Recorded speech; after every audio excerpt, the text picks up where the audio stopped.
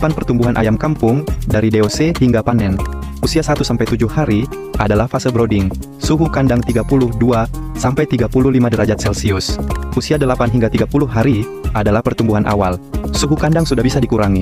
Usia 30 hingga 60 hari adalah fase pembesaran, pakan sudah bisa mulai dicampur.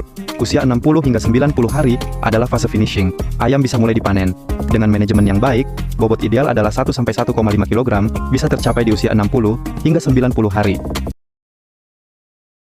Pertama, pelajari dulu bagaimana menyeleksi bibit ayam petelur. Saran Unigro sih, kamu bisa mulai ternak dari ayam pulet atau ayam petelur remaja yang udah siap bertelur. Dan kamu harus tahu nih, ciri-ciri ayam pulet yang kualitasnya bagus, supaya produksi telur di kandang kamu bagus juga. Ayam pulet yang bagus itu punya warna jengger yang cerah, matanya jernih, serta bulu yang halus dan rapi. Ketiga ciri-ciri fisik itu adalah tanda bahwa ayam puletnya sehat ya. Selain ciri-ciri fisik itu, kamu juga harus lihat nih body frame atau kerangka tubuh ayamnya. Body frame ini akan menentukan kapasitas dan kemampuan ayam untuk memproduksi telur ayam nantinya. Nah, ayam pulet yang punya body frame yang proporsional umumnya mampu untuk memproduksi telur yang banyak selama masa produksinya, karena mereka memiliki ruang yang cukup untuk bereproduksi dengan optimal. Lalu lihat juga nih, bagian kloaka atau patar ayamnya. Pastikan gak ada masalah kesehatan pada bagian ini ya. Kedua, kamu juga harus mempelajari nih, bagaimana struktur kandang yang baik dan ideal. Begini struktur kandang ayam petelur yang ideal. Kalau kamu pakai kandang manual, baik itu dengan cages besi atau bambu, pastikan dimensi kandang gak terlalu mepet ya. Ayam harus bisa berdiri tegak tanpa menyentuh bagian atas kandang. Lalu atur juga sudut kemiringan lantainya, agar telur ayam bisa mengelilingi ke tempat pengumpulan telurnya. Sudut kemiringan ini sekitar 8 hingga 12 derajat aja.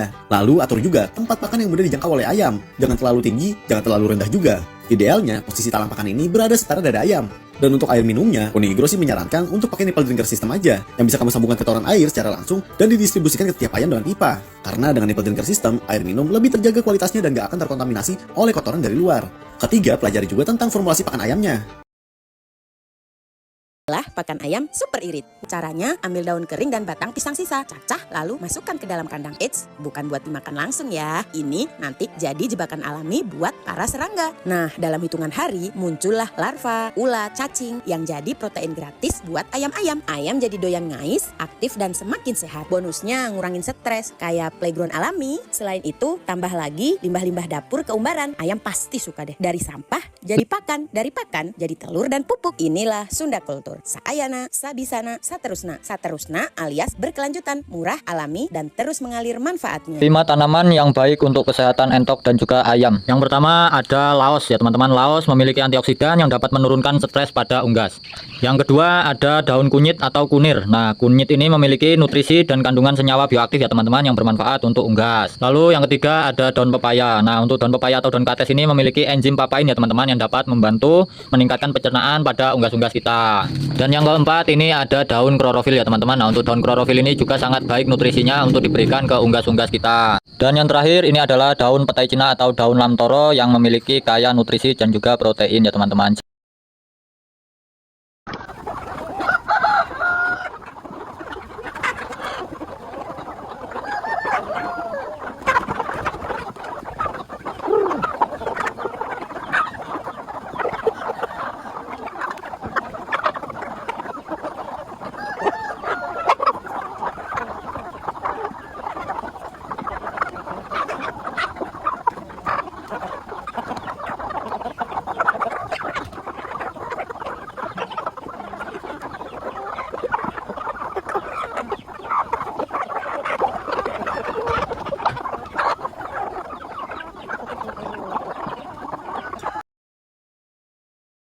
Mau ayam sehat dan produksi telur melimpah? Ini 5 tips mudah yang bisa kamu terapkan. Pertama, kasih pakan bernutrisi lengkap, campuran jagung, bekatul, dan konsentrat, plus vitamin supaya ayam tetap fit. Kedua, air minum harus bersih setiap hari ya. Air kotor bikin penyakit cepat menyebar. Ketiga, jaga kebersihan kandang, bersihkan kotoran, jangan sampai menumpuk. Dan pastikan kandang kering supaya bakteri tidak berkembang. Keempat, pencahayaan minimal 16 jam per hari. Ini bikin hormon bertelur tetap aktif. Kelima, cek kesehatan ayam rutin, pisahkan ayam yang sakit biar tidak menular ke yang lain. Kalau 5 tips ini dijalankan, produksi telur bisa naik dan ayam tetap sehat. Ingat, perawatan yang baik sama dengan cuan maksimal. Follow untuk tips ternak ayam lainnya.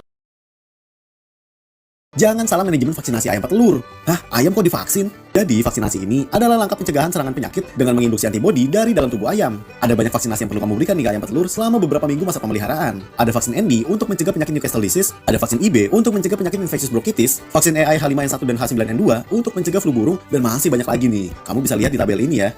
Nah, tapi untuk menyusun program vaksinasi ini, perlu kamu sesuaikan dengan jenis strain ayamnya, karena setiap strain ayam petelur punya recording atau catatan vaksinasi yang berbeda-beda. Tips merawat DOC, budidaya ayam petelur. Pertama, penghangat dan cahaya. DOC anak ayam masih membutuhkan cahaya dan penghangat. Hal itu dikarenakan suhu tubuhnya belum bisa menyesuaikan diri. Tidak hanya itu, bulu DOC yang masih tipis membuatnya tidak tahan dengan hawa dingin. Paparan cahaya pun juga dibutuhkan untuk membuat pandangan di malam hari jauh lebih baik. Karena kandang yang minim cahaya akan membuat tikus dan kucing menjadikan DOC ayam tersebut sebagai mangsa. Kedua, vaksin. Meski masih berstatus bayi ayam, namun tetap harus diberikan vaksin. Vaksin ini bisa dicampurkan dengan minuman sehingga tidak perlu disuntikkan. Fungsi dari vaksin ini untuk menghindarkan ayam petelur dari berbagai macam penyakit yang bisa membahayakan, bahkan berakibat kepada kematian ayam. Ketiga, probiotik. Nah, tingginya harga pakan bisa menyebabkan biaya operasional di dalam peternakan menjadi tinggi. Oleh sebab itu, peternak bisa mengakalinya dengan memberikan probiotik. Probiotik ini bisa digunakan sebagai penekan biaya pakan karena saluran pencernaan bisa dimanfaatkan secara maksimal. Terlebih, probiotik berfungsi meningkatkan kekebalan tubuh ayam dan menghindarkannya dari berbagai macam penyakit.